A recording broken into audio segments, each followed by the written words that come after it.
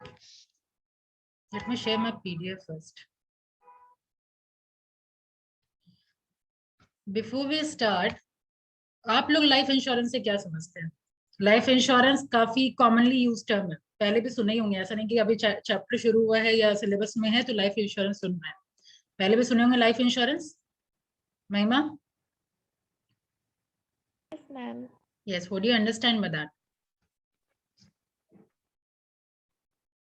क्या होता है life insurance? Sir sorry, life insurance ma'am एक तरह का मतलब क्या बोलते हैं, एक हेल्प करता है एट द टाइम ऑफ मतलब जब वो होता है रिटायरमेंट में, जब लाइफ में जब वो सपोर्ट किसी का नहीं मिल पाता है एज ए फाइनेंशियली सपोर्ट। सही समझ रहे हैं। प्रायर कॉन्सेप्ट यही है। इंश्योरेंस मतलब क्या? You are giving insurance to the dependent of the financially या सोल। कुछ मनी कलेक्ट करके, और उस टाइम वो बहुत ही यूजफुल होता है एज लाइक। ठीक है, अंडरस्टैंडिंग सही है। अब वो मनी को हम लोग क्या बोलते हैं यहाँ लाइफ इंश्योरेंस में? Premium ma'am. प्रीमियम। तो लाइफ प्रीमियम। इंश्योरेंस बेसिकली क्या है, जैसे मान लीजिए जो किसी भी फैमिली के, जनरली क्या होता है हम लोग इंडियन फैमिली में क्या होता है, एक सोल फाइनेंशियल अर्नर होते हैं, ठीक है, या तो किसी के पापा अर्निंग है, बाकी सब लोग उनके ऊपर डिपेंडेंट है, ठीक है, उनकी वाइफ, जितने बच्चे हैं, ठीक है, और सोल अर्नर एक मेल पर्सन जनरली होता है, ठीक है। अब उनके नहीं रहने पे बाकी जो जितने डिपेंडेंट है, क्या वो लोग का खर्चा पानी खत्म तो होगा नहीं? यस और नो? डेली राशन पानी के लिए चाहिए होगा, बच्चे अगर स्कूल में पढ़ रहे हैं, कॉलेज में पढ़ रहे हैं, वो खर्चा चाहिए होगा। तो लाइफ इंश्योरेंस क्या होता है कि हम हैं तो हम प्रीमियम दे रहे हैं जितना भी हमारा टाइम लिमिट है, और अगर हम नहीं रहते हैं तो उस वक्त वो जो इंश्योरेंस कंपनी है वो प्रोवाइड करती है मनी आपके जो भी डिपेंडेंट है उनको, ठीक है। और उसको हम क्या बोलते हैं? सम एश्योर्ड, ठीक है। तो सबसे पहले डेफिनेशन पे ध्यान ध्यान दें। इसके सारे टर्म्स को समझना ज्यादा इंपॉर्टेंट है। देखिए, life insurance business means the business of effecting contract of insurance upon human life. It include, ये आपका डेफिनेशन दिया हुआ है सेक्शन 211 में, ठीक है। क्या है? Any contract whereby the payment of money is assured upon death except death by accident only, ठीक है, और the happening of any contingency dependent upon human life, ठीक है। यानी पहला ये कॉन्ट्रैक्ट क्या है? पेमेंट हम लोग पे करते हैं प्रीमियम के फॉर्म में, और ये फिर मिलता है कंटिजेंसी, मतलब क्या? कोई situation, and again it is also written dependent upon human life. कोई भी सिचुएशन अगर आ जाता है और ह्यूमन लाइफ किसी भी तरीके से अफेक्ट होता है तो उस केस में ये लाइफ इंश्योरेंस काम आता है। तो life insurance is what? It is a contract between whom? Between insurer. Insurer किसको बोलते हैं?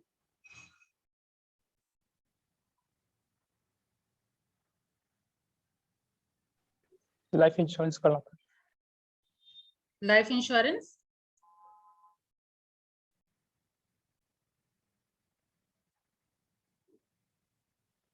एक टर्म, आपको एक पेज में सारा टर्म लिख लीजिएगा। लाइफ इंश्योरेंस में जो भी टर्म हम लोग यूज करते हैं सब डिफरेंट होता है, जैसे सम एश्योर्ड हो गया, प्रीमियम हो गया, और इंश्योरर हो गया, इंश्योरेबल इंटरेस्ट हो गया, इंडेमनिटी हो गया, ठीक है। ये सब इंश्योरेंस में ये सारा टर्म हम लोग यूज करते हैं, ठीक है। ये चैप्टर खत्म होने के बाद सारा टर्म आप लोगों को पता हो जाएगा, right. But I would like कि आप लोग यहाँ से एक बार रीड आउट करिए। ऐसे इन जनरल आप लोग तो समझ ही गए, बट सारा एक एक लाइन आप लोग रीड आउट करिए, क्योंकि लाइफ इंश्योरेंस का नॉलेज होना जरूरी है। Ankit, you start reading from here, life insurance business in India.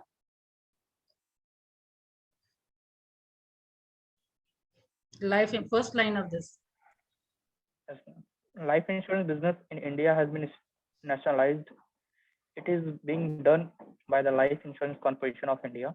Life insurance, rather, life insurance is a contract in which the insurer, in consideration of a certain sum called premium, agrees to pay a certain sum of money on death of the insured or after the expiry of a certain period, whichever is earlier. Insured means दो term यहाँ पे आप देख रहे हैं, insurer and insured, समझ आया? Yes ma'am. क्या है इंश्योरर? कौन है? जो life premium life insurance corporation को मैम हाँ, जो भी इंश्योरेंस कंपनी, यहाँ पे तो स्पेशली LIC को बताया गया, लेकिन जो भी इंश्योरेंस कंपनी है, ठीक है, वो आपका इंश्योरर है, और जिसको इंश्योर कर रही है वो इंश्योर्ड है। जैसे अगर मैं इंश्योरेंस ले रही हूँ तो आई एम इंश्योर्ड, ठीक है, और जिससे ले रही हूँ वो है इंश्योरर। तो आपका लाइफ इंश्योरेंस क्या है? Contract between insurer and insured. ठीक है, आगे बढ़िए। ये दो टर्म क्लियर है? आगे चलिए। There has been a lot of controversy. There has been a lot of controversy over the use of the word insurance in relation to life insurance. It has been argued that life of a human being is valueless. Therefore, it is impossible to make good the loss caused due to the death of the insured. Thus, in the case of life insurance, insurer does not insure the life. He simply assures the payment of the sum agreed upon by the parties at the time of taking the life policy.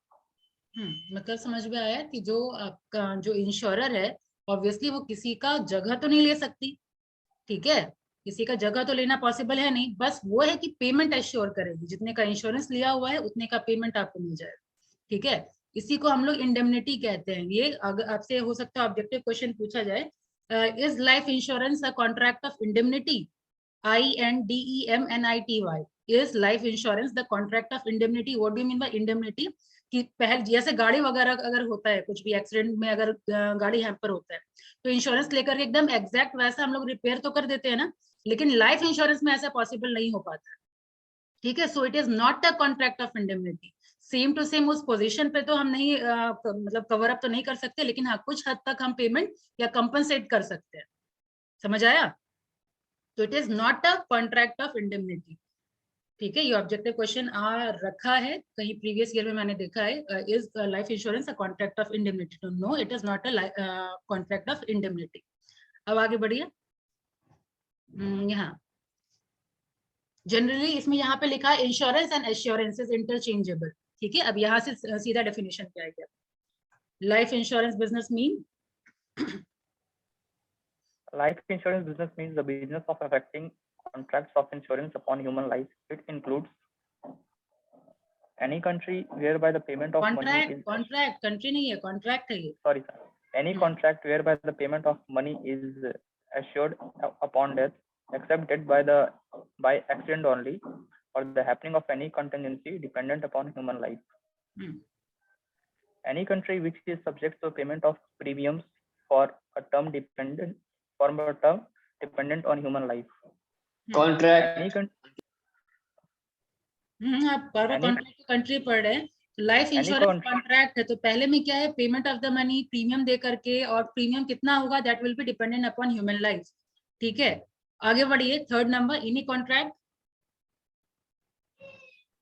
Any contract which includes the granting of disability and double or triple indemnity, accident benefits, the granting of annuities upon human life, and granting of superannuation allowance.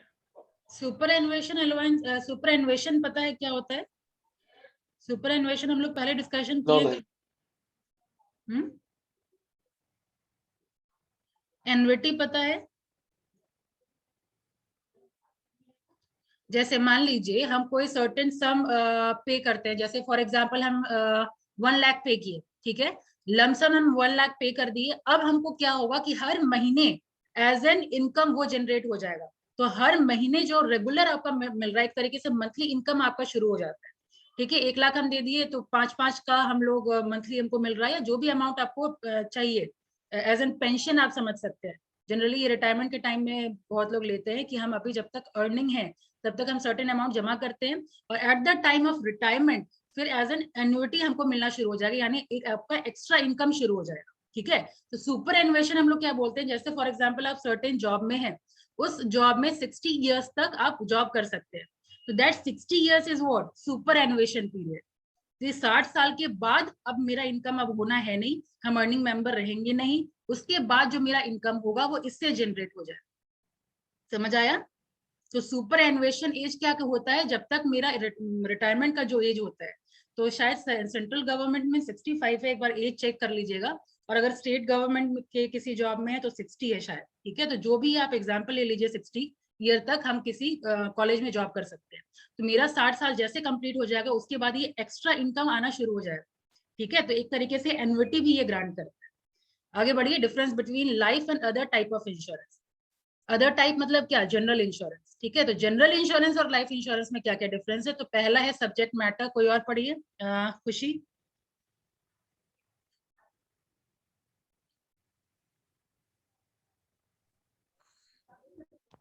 Subject matter: a contract of life insurance is depend upon human life, whereas the subject matter of other types of insurance is some property, movable or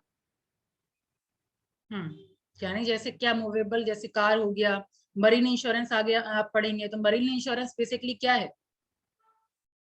marine insurance, general insurance तो गाड़ी, health, वो सब आपको पता होगा। Marine insurance marine ship के लिए हो जाएगा मैम। हाँ, शिप में मरीन के थ्रू यानी पानी के थ्रू अगर आप कोई भी गुड्स वगैरह ट्रांसफर अगर कर रहे हैं तो वो उसको जो इंश्योर करवाता है, तो वो सब ये सारा जो हो जाएगा वो आपका अदर टाइप ऑफ इंश्योरेंस में आ जाएगा, ठीक है। तो वही यहाँ पे सब्जेक्ट मैटर की बात हो रही है कि ये डिपेंडेंट अपॉन ह्यूमन लाइफ, लेकिन ये सब डिपेंड करता है प्रॉपर्टी पे, मूवेबल है या इमूवेबल है, इस पे डिपेंड करता है, ठीक है।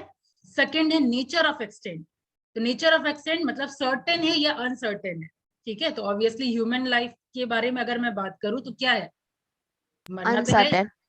मरना तो है ही किसी ना Uncertain. किसी दिन। हाँ, तो read out, in case of life insurance the event may be death और a certain period of time, both these event are certain, मरना है ही, एज दे मस्ट हैपन, ठीक है। आगे अब एक्सीडेंट से हो या नेचुरल डेथ हो, ये कहने का बात है। Of course the time of death is uncertain, लेकिन अगर मैं फायर इंश्योरेंस या मरीन की बात करूं तो ये तो जरूरी नहीं है। अब मरीन इंश्योरेंस क्या है कि एक ट्रिप पे आपको मिलता है, ठीक है। जैसे for example Mumbai to Bangalore जाना है, ठीक है, आउटर कंट्री वगैरह में भी जाते हैं पानी के थ्रू, तो एक ट्रिप का इंश्योरेंस होता है ना। तो क्या जरूरी है क्या वो ट्रिप पे आपका हो ही जाएगा कोई प्रॉब्लम या एक्सीडेंट?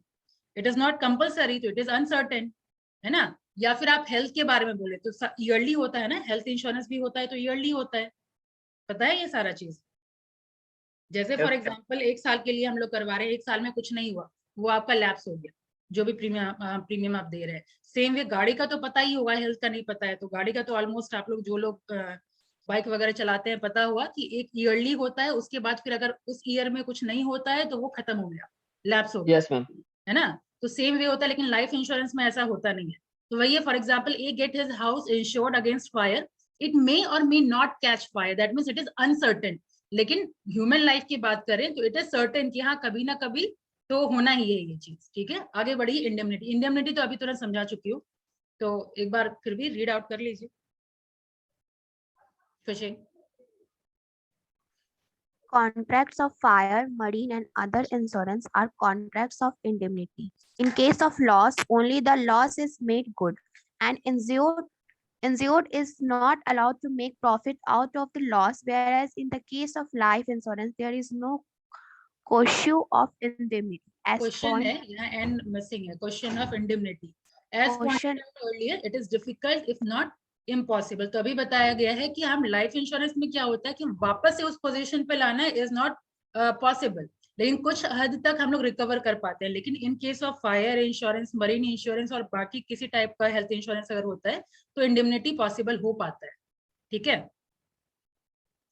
इंडेमनिटी को बेसिकली क्या कहते हैं, protection against loss and all. अगर मान लीजिए जितने अमाउंट का मेरा लॉस हुआ है उतना अमाउंट हम रिकवर कर सकते हैं। लेकिन लाइफ इंश्योरेंस में मान लीजिए आपके या जो भी अर्निंग मतलब फाइनेंशियल बर्डन को जो लॉस होता है वही ना मैम। हाँ, जो भी अर्निंग मेंबर है, मान लीजिए 1 लाख का इनकम है उनका, तो 1 लाख का 1 लाख तो हम लोग मतलब इंश्योरर तो पॉसिबल नहीं दे पाए, लेकिन हाँ कुछ हद तक कंपनसेट जरूर कर लेगी, ठीक है। तो ये लो, आप जो लिखेंगे ना एग्जाम में इस तरीके से मत लिखिएगा, वही टेबल बनाइएगा। ये बेसिस ऑफ डिफरेंस एक साइड, सब्जेक्ट मैटर बेसिस में लिखिएगा, नेचर ऑफ इवेंट लिखिएगा, इंडेमनिटी लिखिएगा और फिर डिफरेंशिएट करिएगा, यानी 3 कॉलम बनाइएगा एग्जाम में लिखेंगे तो, ठीक है। बेसिस ऑफ डिफरेंस एक साइड लाइफ इंश्योरेंस, एक साइड आपका other type of insurance, depending upon question. अगर जनरल इंश्योरेंस बोला जा रहा है तो do write down general insurance, difference between life insurance and general insurance, और ये 3 टेबल बनाइएगा। ऐसे लिखने में थोड़ा मार्क्स उतना अच्छे तरीके से शायद ना मिल पाए, ठीक है। टेबुलर फॉर्म में लिखेंगे तो ज्यादा बेटर मार्क अचीव कर पाएंगे। क्योंकि देखिए किसी भी एग्जामिनर के पास टू बी ऑनेस्ट बहुत पेपर होता है, इतना मतलब इस तरीके से अगर डिस्क्रिप्टिव वे में लिखेंगे ना तो उतना रीड आउट नहीं कर पाएंगे। और अगर आप पॉइंटर्स में लिखेंगे, आप लोग का आंसर राइटिंग तरीका बहुत अच्छा है। जैसे खुशी का पेपर मैंने देखा है, निकिता है, एक और कुछ का पेपर एकदम हाईलाइटेड रहता है, अंडरलाइन रहता है, प्रॉपर डायग्राम होता है, ठीक है। प्रेरणा का भी पेपर अच्छा होता है। तो उस तरीके से लिखिए, टेबुलर फॉर्म में लिखिए, हाईलाइटेड लिखिए कि तुरंत नजर, जो इंपॉर्टेंट पॉइंट है तुरंत नजर जाए, ठीक है। तो एग्जामिनर फटाफट फटाफट अच्छा मार्क्स दे देंगे, ठीक है। ऐसे क्या होगा, डिस्क्रिप्टिव फॉर्म में लिखते हैं ना तो आपका अच्छा कंटेंट भी होगा लेकिन छुपा हुआ रहता है, उतना एफर्ट नहीं लगाते हैं कोई एग्जामिनर पढ़ने का, बहुत पेपर होता है उनके पास, ठीक है। तो उस तरीके से हाईलाइटिंग कर करके अगर आप लिखेंगे तो मार्क्स ज्यादा आएगा। अब आइए इंश्योरेबल इंटरेस्ट। इंश्योरेबल इंटरेस्ट में ऐसे बता दूं, उसके बाद रीड आउट करिएगा तो बेटर अंडरस्टैंडिंग होगी। इंश्योरेबल इंटरेस्ट मतलब क्या हुआ कि आपको इंश्योरेंस में इंश्योरेबल इंटरेस्ट प्रूव करना होता है। मतलब कि लाइक हस्बैंड अर्निंग है तो वाइफ ऑटोमेटिकली उनके ऊपर डिपेंडेंट है, ठीक है। यही अगर मैं अगर उनके फादर की बात करूं तो father is not necessary dependent upon son. अगर डिपेंडेंट है, अगर फादर डिपेंडेंट है सन पे तो फिर दोनों का इंश्योरेबल इंटरेस्ट होगा। लेकिन अगर फादर भी अर्निंग है, सन भी अर्निंग है, तो no one is dependent upon each other. तो किसी का अर्निंग अगर खत्म होता है तो इंश्योरेबल इंटरेस्ट नहीं होता। समझ आया?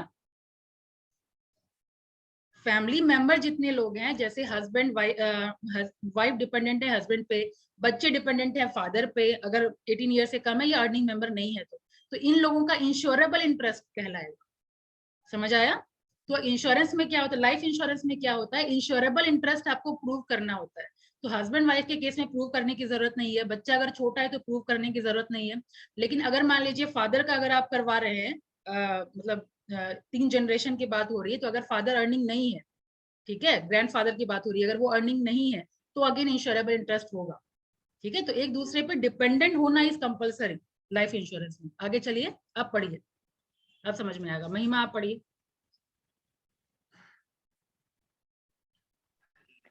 Insurable interest difference as to measurement. In case of fire, marine, other insurance, insurable interest can be measured exactly. But in case of life insurance, insurable interest is difficult, rather impossible to measure. आगे चलिए, मतलब कौन कितना dependent, it is difficult to measure. Yes, ma'am. कहने का मतलब, आगे चलिए, difference as to time. Difference as to presumptions. In case of fire, marine, and other insurance, insurable interest must be proved. In case of life insurance, in some cases it is presumed. Example, on life, your husband has insurable interest in the life of his wife and vice versa. समझ आ Term of गया? contract. Yes, ma'am. Term of contract. A contract of fire insurance is always from year to year.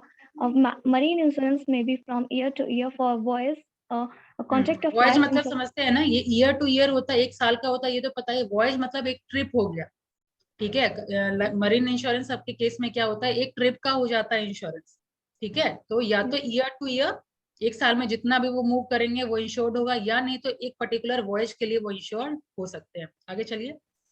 A contract of life insurance is for a long period. It may be for a particular period, yeah, for the whole life.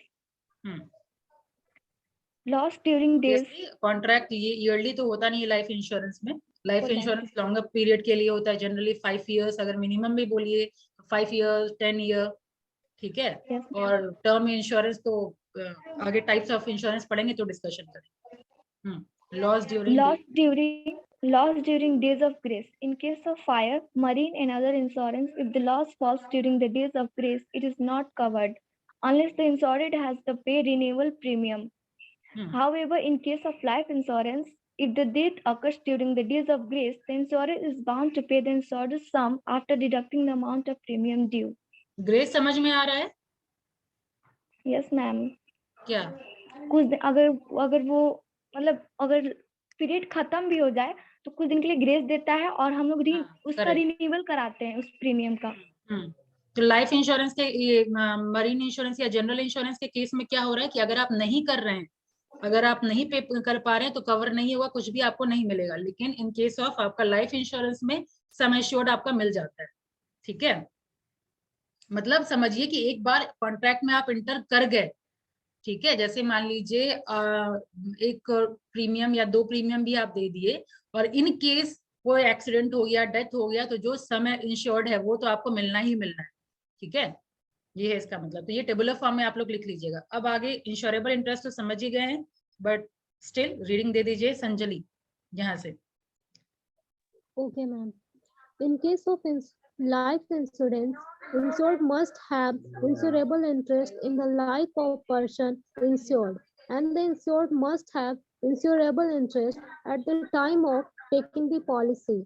No insurable interest is necessary at the time of the loss because contract of life insurance is not a contract of indemnity. Unlike other insurance, insurable interest is presumed in case of life insurance in some cases. In the following cases, insurable interest is presumed. Once on life, husband in the life of the wife, wife in the life of the husband. In other cases, insurable interest is to be proved. A person is said to have insurable interest in the case he is dependent upon him. Mere relationship or natural love and affection doesn't create insurable interest. Pecuniary interest has to be proved. For example, a father has no insurable interest in the life of his son unless son is an earning hand and a father is dependent upon him. A servant has insurable interest in the life of his master, and a creditor has insurable interest in the life of his debtor to the extent of the death at the time of issuing the policy. Similarly, a surety has insurable interest in the life of his तो पूरा co-sureties and the एक minute principal debtor. एक minute. तो अब तक देखिए insurable interest ही term continuous use हो रहा है, तो आप लोग ब्रैकेट में एक बार लिख लीजिए या समझ लीजिए कि जब भी कोई भी अर्निंग मेंबर के नहीं रहने पे डिपेंडेंट को अगर फाइनेंशियल हार्डशिप बियर करना पड़े, उसी को हम लोग इंश्योरेबल इंटरेस्ट कहते हैं। तो ये 3 केस जो है उसमें तो आपको प्रूव करने की जरूरत नहीं है, ऑटोमेटिकली हस्बैंड पे वाइफ, वाइफ पे हस्बैंड डिपेंडेंट है। ठीक है, अभी के केस में अगर 2 अर्निंग है तो। लेकिन बाकी जितना भी रिलेशन, इवन बच्चा भी अगर छोटा है तब भी आपको प्रूव करने की जरूरत नहीं है। लेकिन बाकी और सारे केस में आपको थोड़ा प्रूव करना पड़ता है कि हाँ इंश्योरेबल इंटरेस्ट है इसका। ठीक है, तो सिंपल मतलब क्या, या एक लाइन लिख ही लीजिए ब्रैकेट में इंश्योरेबल इंटरेस्ट, ताकि जब आप अभी क्लास खत्म होते के साथ आप लोग एक बार रीडिंग दे दीजिएगा। Someone would experience, if someone would experience financial hardship upon death, someone who will experience financial hardship upon death, ठीक है, that is insurable interest। ठीक है, ये आपको प्रूव करना होता है इंश्योरेंस। आगे बढ़िए। Whether the life of indemnity, ये तो हो चुका है, but Adarsh do read out from here.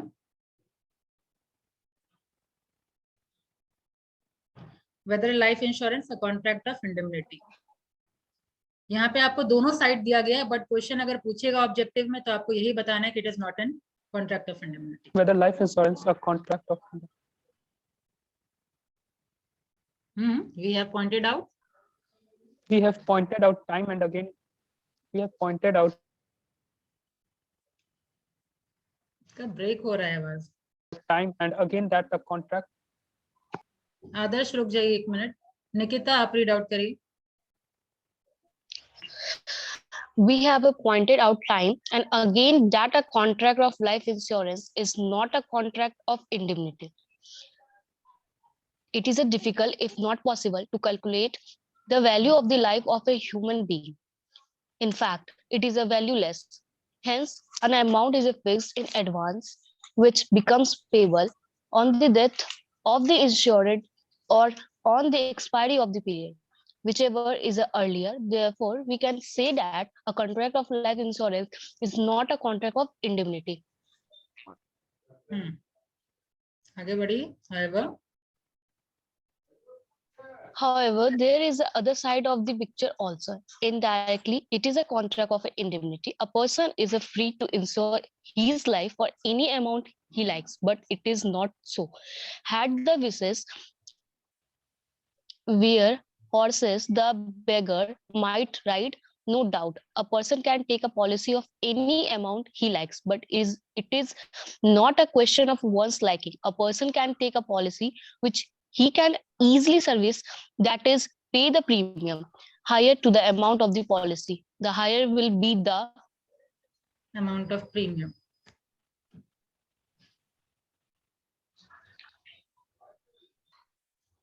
क्या हो गया? Ma'am Higher will be the page amount. नहीं, मैम पेज नहीं दिख रहा है, ड्रैग कीजिए मैम थोड़ा. हाँ, amount of the premium, hence the amount of the policy which a person can take are intimately connected with his earning capacity. This earning capacity is a precisely his value. Hence, in a limited sense, life insurance is also a contract of indemnity. Again, the principle that contract of a life insurance is not a contract of indemnity does not apply to a contract of a life insurance, where the insured has only limited interest in the life. Interest in the life the person insured. For example, a creditor may get the life of a debtor insured, but he cannot recover anything more than the amount of the debt, as his interest is limited to the amount of the debt. तो अब तो clarity हो गया कि हाँ दोनों side दिया गया है कि कॉन्ट्रैक्ट ऑफ इंडेमनिटी हो सकता है तब जब आप उस अमाउंट, जैसे मान लीजिए मेरा 1 लाख का अगर अर्निंग है तो 1 लाख के हिसाब से अगर आप अगेन एक अर्निंग जनरेट करना चाहते हैं उस हिसाब से आपको प्रीमियम भी पे करना पड़ेगा।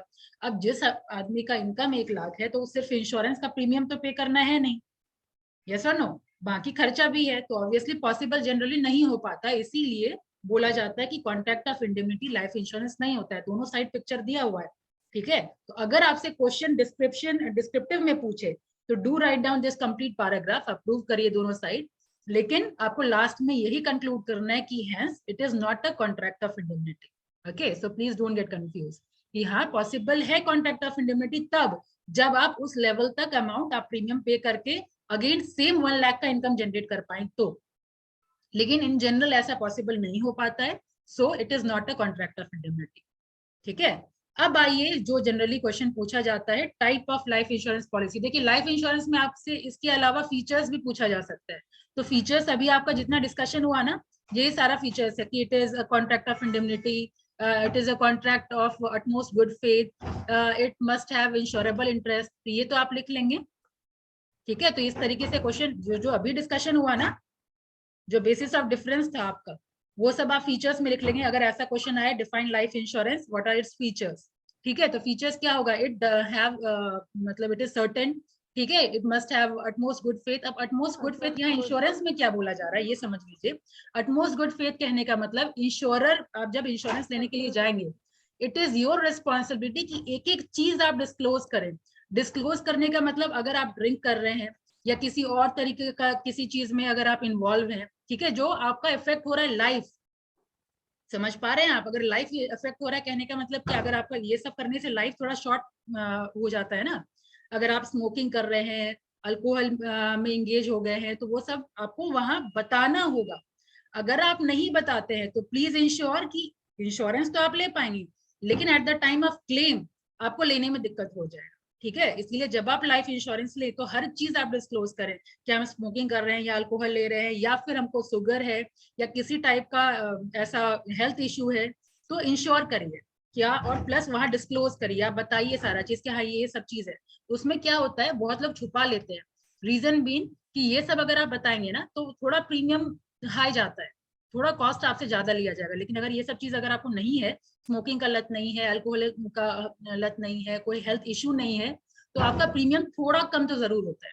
ठीक है, इसलिए लोग छुपा लेते हैं, तो लेकिन करना चाहिए नहीं, क्योंकि आगे आप लोग भी अर्निंग होंगे, आप लोग को भी लेना होगा ही होगा। तो आप लोगों के लिए सजेशन है कि ऐसा घपला करने का कोशिश मत करिए, वरना जिस पर्पज से आप ले रहे हैं इंश्योरेंस उसी वक्त आपको प्रॉब्लम हो जाएगा। ठीक है, क्लेम के वक्त दिक्कत हो जाएगी, इसीलिए utmost good faith is important feature of life insurance. ठीक है, बाकी ये सब तो डिस्कशन हो ही गया है। तो इस तरीके से क्वेश्चन आता है। अब आ जाइए टाइप्स में, फटाफट टाइप समझिए कितने टाइप का होता है। टाइप से पहले आप ये समझिए कि सबसे पहले क्या था, इंश्योरेंस का मेन मकसद यही था कि डेथ के बाद पैसा मिलेगा। जब तक हम जिंदा हैं तब तक कोई पैसा का प्रोविजन नहीं था, तो उसको हम लोग टर्म इंश्योरेंस बोलते हैं। ठीक है, डेथ के बाद ही मिलेगा। जैसे मान लीजिए हम अभी इंश्योरेंस लिए, आपका कुछ आप प्रीमियम दे रहे हैं, जब डेथ होगा तभी आपको पैसा मिलेगा, डेथ नहीं होगा तब तक आपका प्रीमियम आप देते रहिए। समझ आया? तो पहले यही कॉन्सेप्ट था, लेकिन लोग क्या करते थे कि इस वजह से लाइफ इंश्योरेंस नहीं लेते थे कि भाई डेथ होगा तब ना, नहीं डेथ हुआ तो हम लोग को क्या बेनिफिट है, हम बस पैसा भरते ही जा रहे हैं, भरते ही जा रहे हैं। तो लाइफ इंश्योरेंस कंपनी क्या की, इसको थोड़ा मतलब थोड़ा डेवलप करने का कोशिश की। ठीक है, डेवलप कैसे की कि पहले टर्म इंश्योरेंस में अगर आपको सिर्फ डेथ पे बेनिफिट चाहिए तो टर्म इंश्योरेंस ले लीजिए। ठीक है, अगर आपको रहते वक्त अगर आपको बेनिफिट चाहिए तो आप इंडोमेंट प्लान ले लीजिए। ठीक है, जैसे 10 इयर्स तक आप प्रीमियम दिए, अब 10 इयर्स तक हमको कुछ नहीं हुआ, उसके बाद 10 इयर्स में मैच्योरिटी अमाउंट आप ले लीजिए। ठीक है, तो इसी तरीके से ग्रेजुअली क्या की इंश्योरेंस कंपनी अपना पॉलिसी डेवलप। समझ आया? अब आइए लाइफ इंश्योरेंस में पहला लाइफ पॉलिसी पढ़ी। So yes,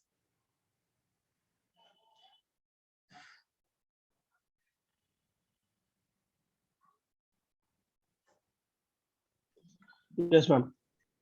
life policy It is a policy which matures on the death of the insured. The sum assured is payable on the death to the legal representatives of the insured. The insured cannot enjoy the fruits of sum insured. तो इसको सिर्फ life policy इसमें लिखा हुआ है, लेकिन इसको term insurance भी बोलते हैं। ठीक है, इसमें सिर्फ लाइफ पॉलिसी लिखा हुआ है, तो लाइफ पॉलिसी बोला जाए या टर्म इंश्योरेंस बोला जाए, दोनों के केस में वही होता है कि जब तक हम जो आपके इंश्योर्ड पर्सन है, जब तक वो अलाइव रहते हैं उनको कोई बेनिफिट नहीं मिलता। At the time of death किसको मिलेगा? जो लीगल रिप्रेजेंटेटिव है। ठीक है, तो ये होता है आपका लाइफ पॉलिसी और टर्म इंश्योरेंस। अब आगे बढ़िए इंडोमेंट पॉलिसी। अब इसका इम्प्रूव्ड वर्जन है। सो यस आपी, It is a policy which matures on the death or on the expiry of a certain fixed period, whichever is earlier. For example, A takes an endowment policy for 10 years. The amount of the policy will be payable to A if he survives 10 years, that is, does not die within 10 years. In case A dies before 10 years, the amount will be payable to his legal representatives. समझ आया? Life policy या term insurance का improved version है endowment. इसमें क्या हो रहा है कि 10 इयर्स तक हम अपना इंश्योरेंस चला रहे हैं। अब 10 इयर्स से पहले अगर डेथ हो जाता है तो आपको डेथ का जो लीगल रिप्रेजेंटेटिव है उनको पैसा मिल जाता है, और इन केस अगर डेथ नहीं होता है तो 10 इयर्स के बाद जो भी अमाउंट होता है वो आपको मिल जाएगा। तो यहाँ पे बात हो रही है विच एवर इज अर्लियर, अगर डेथ पहले हुआ तो आपके लीगल रिप्रेजेंटेटिव को मिल जाएगा, अगर 10 इयर्स पूरा कर लेते हैं आप तो आपको वो मैच्योरिटी अमाउंट मिल जाएगा। ठीक है, तो ये होता है इंडोमेंट पॉलिसी। अब आगे बढ़िए ज्वाइंट लाइफ पॉलिसी। तो ज्वाइंट लाइफ ये सब तो अभी तुरंत ऐसे नाम ही स्पेसिफाई कर रहा है। ज्वाइंट लाइफ पॉलिसी, इसमें क्या होता है कि हस्बैंड वाइफ दोनों मिलकर के पॉलिसी चलाते हैं, तो किसी के डेथ पे दूसरे को मिल जाता है। फॉर एग्जाम्पल अगर हस्बैंड का डेथ होता है तो वाइफ को मिल जाता है, वाइफ का डेथ होता है तो हस्बैंड को मिल जाता है। ठीक है, ये होता है आपका joint life policy. Read out. It is a policy which is taken on the life of two or more persons. It is usual to take a joint life policy in the case of partnership to provide funds for repayment of the capital of the deceased partner. The policy becomes payable on the death of any of the persons insured on the expiry of the term, whichever is earlier. तो यहाँ पे partnership business का भी involve है कि partner की case में भी मिल जाता है, लेकिन हस्बैंड वाइफ के केस में भी होता है। ठीक है, ज्वाइंट लाइफ पॉलिसी की कोई भी दो पर्सन, यहाँ पे तो पार्टनर से स्पेसिफाई किया हुआ है, लेकिन कोई भी दो पर्सन अगर आप मिल करके इंश्योरेंस ले रहे हैं तो उसको हम ज्वाइंट लाइफ पॉलिसी बोलेंगे। ठीक है, एन्युटी तो अभी तुरंत डिस्कशन हुआ, बढ़ लीजिए।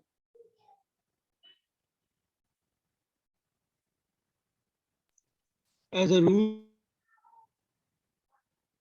in the case of an annuity policy, the sum insured is payable to be assured in monthly or yearly installments. After he attains a certain age, the insurer has the option to pay the money in installments and sometimes even in lump. This policy is taken with the object of meeting the day-to-day expenses in old age. समझ आ गया? अभी तुरंत discussion हुआ annuity. क्या लिखा हुआ है कि हम लमसम भी पे कर सकते हैं, या अभी जैसे अर्निंग है तो हम मंथली या ईयरली भी पे कर सकते हैं, और फिर एक एज के बाद फिर आपको कुछ अमाउंट पे करने की जरूरत नहीं है, आपका एक एक्स्ट्रा इनकम जनरेट होना शुरू हो गया जो डे टू डे एक्सपेंसेस आपका देगा। या तो मंथली जनरेट हो गया, जनरली मंथली ही करवाते हैं लोग। ठीक है, पेंशन प्लान एन्युटी ही आपको देता है। लमसम जब तक हम कमा रहे हैं तब तक हम पे कर रहे हैं एज एन प्रीमियम, और एक सर्टेन टाइम के बाद मेरा पेमेंट अब खत्म हो गया अब वही उसी पेमेंट से आपका जो आप पे किए हैं वो प्लस आपका इंटरेस्ट दोनों मिल करके अब आपको मंथली मिलना शुरू हो गया है, ठीक है। अब यानी मंथली एक और इनकम जनरेट हो गया है, उसको हम एन्युटी बोलते हैं। क्लियर है ना खुशी? Yes, ma'am.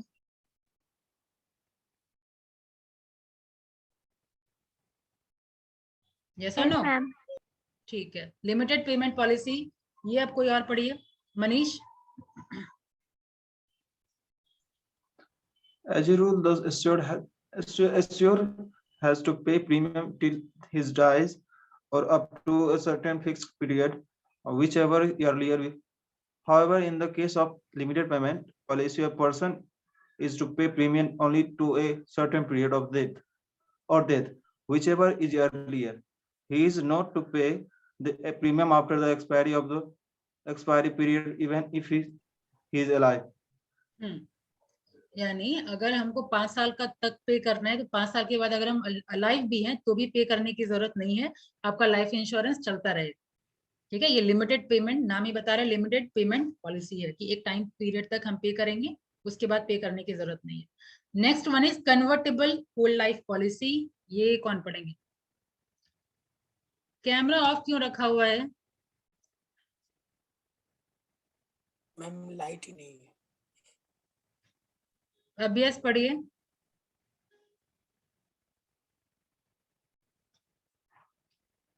या सचिन पढ़िए, कन्वर्टेबल होल लाइफ पॉलिसी।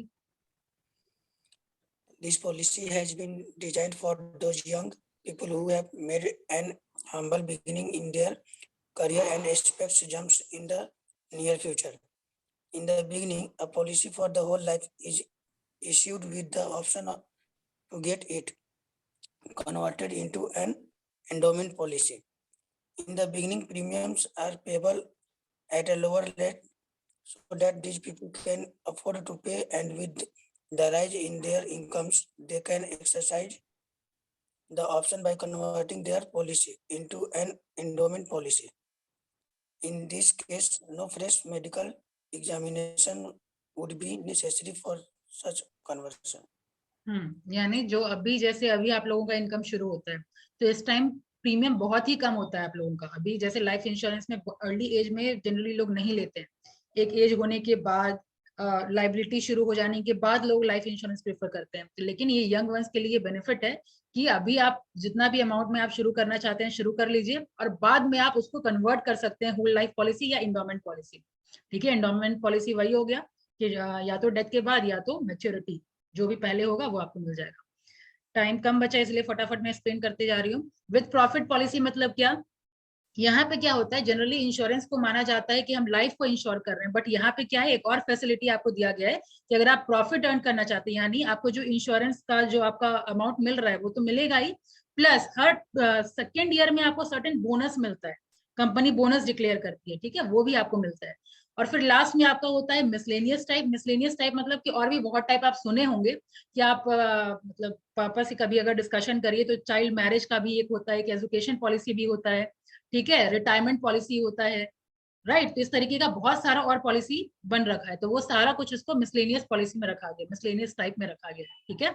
इस तरीके टाइप से ज्यादा क्वेश्चन आप एक्सपेक्ट करिए। अब नेक्स्ट टाइम इसमें आता है सरेंडर वैल्यू। पता है surrender value Abhiyash? Yes ma'am. क्या है सरेंडर वैल्यू? मैम जो बीच में छोड़ देते हैं उसी को सरेंडर वैल्यू। करेक्ट, बीच में छोड़ दिया और जो अमाउंट तुरंत आपको मिल जाएगा। अभी हम मान लीजिए 10 साल के लिए हम कॉन्ट्रैक्ट में एंटर किया, life insurance is what, it is a contract कि आई एम पेइंग यू, आपको बॉन्ड पेपर मिलता है, ठीक है। तो उसमें मेंशन रहता है कि आई प्रॉमिस यू, मतलब being an insured person, I promise you that I will be paying till 5 year और टिल 10 ईयर्स, ठीक है।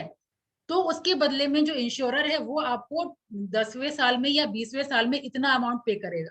तो अगर मान लीजिए आप 5 साल प्रॉमिस किए लेकिन 5 साल हम पे नहीं कर पाए, तो उस केस में हमको क्या अमाउंट मिलेगा, ठीक है। तो जो अमाउंट आपको इंस्टेंटली अगर चाहिए तो उसको हम लोग सरेंडर वैल्यू बोलते हैं।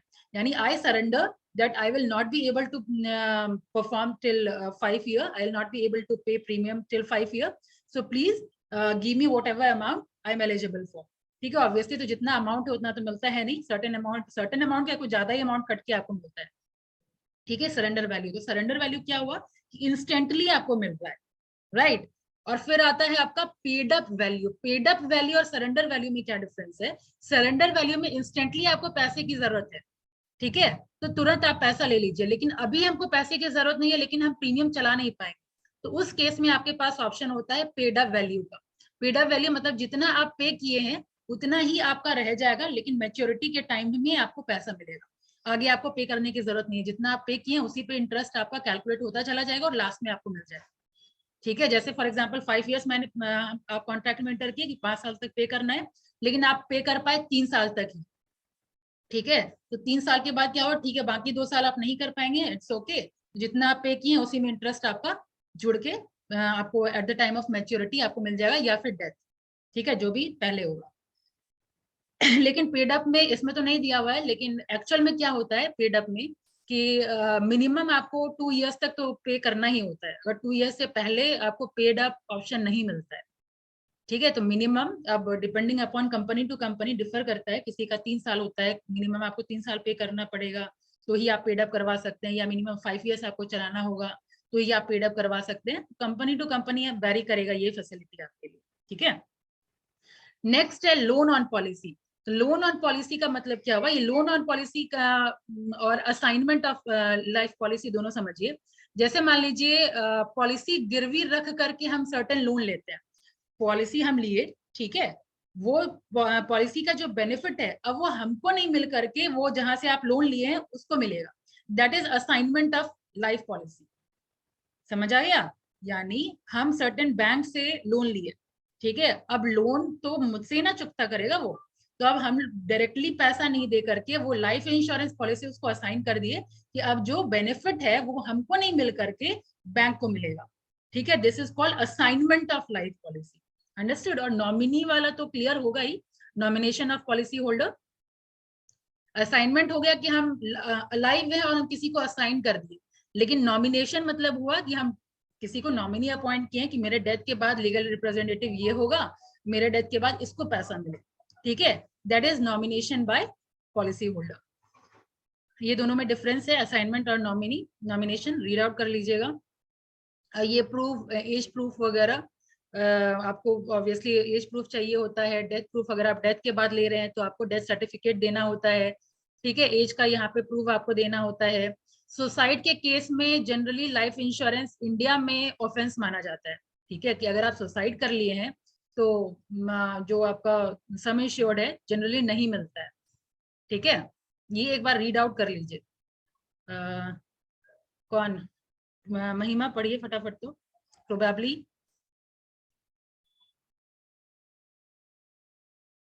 महिमा है कि नहीं है आप?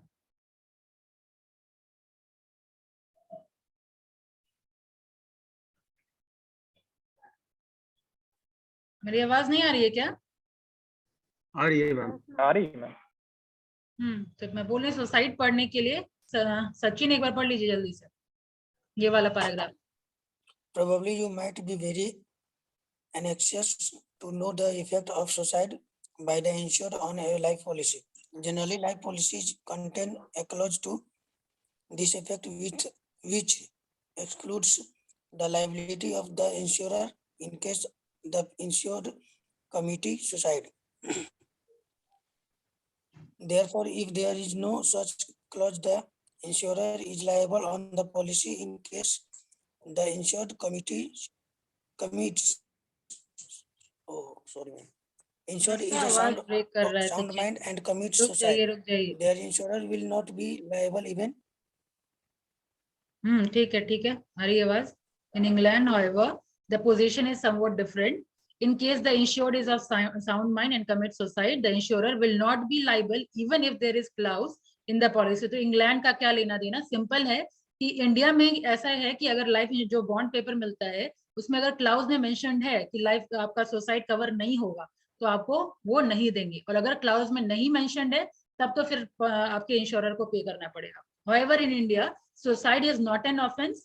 Hence, an insurer cannot escape his liability on the policy if the insured commits suicide, whether or not he was sane at the time of committing suicide, unless there is a specific clause, है ना?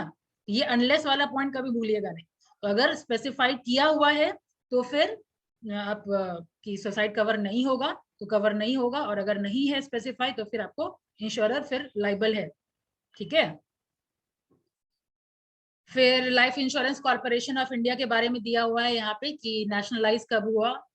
ठीक है, life insurance का function एक बार देख लीजिएगा, right, कि life insurance कब स्टैब्लिश हुआ, इसमें बहुत कम दिया हुआ है। ठीक है, तो लाइफ इंश्योरेंस का एक बार, ये चैप्टर आपका खत्म हो गया है।